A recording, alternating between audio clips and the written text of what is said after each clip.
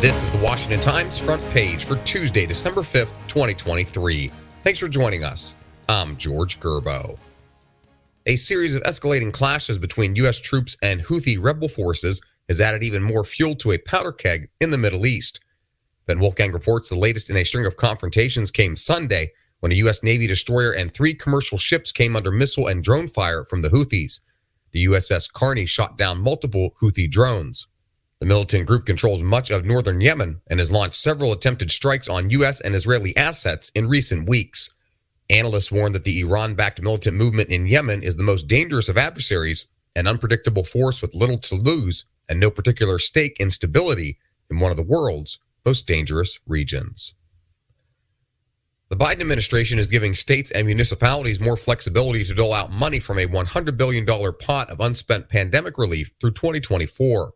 Dave Boyer reports a Treasury Department rule published before Thanksgiving relaxes how states and municipalities must legally obligate money from the $350 billion coronavirus state and local fiscal recovery fund by the end of next year. The fund was created as part of the $1.9 trillion American Rescue Plan signed by President Biden in 2021.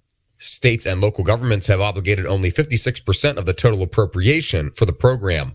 The new rule promises to give them more time and wiggle room to spend the money rather than return it to the federal government. Critics say that amounts to creating an economic slush fund out of something that was supposed to replace lost tax revenue during COVID-19 shutdowns. A House Judiciary Subcommittee says they've uncovered the role of at least one undercover agent as part of a congressional probe into the FBI's recent targeting of traditional Catholics. Susan Friedchier reports the House Judiciary Subcommittee on the Weaponization of Government claims the FBI's interviews out of its Richmond, Virginia office with a priest and choir director were used to inform on a parishioner under investigation. The FBI proposed developing sources among the Catholic clergy and church leadership to aid in its investigation, according to the subcommittee. Susan also reports that the House Oversight and Accountability Committee has new bank records that it says ties President Biden to his family's foreign business deals. The committee says those records show Hunter Biden provided monthly payments to his father from a business account with money from deals made with other countries. Hunter's attorney said the money given to his father was repayment for a loan to purchase a truck. And finally, a look at Qatar, which has cemented itself as a critical Arab state in mediating diplomatic issues from the Israel-Hamas war.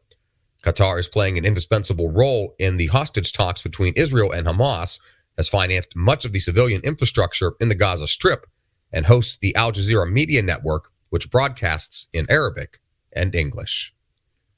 Find all of today's front page stories at WashingtonTimes.com/front page or on the Washington Times app, and find us wherever you get your podcasts. Just search Washington Times in your favorite podcast app.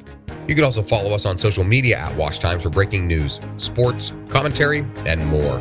For the Washington Times, I'm George Gerbo.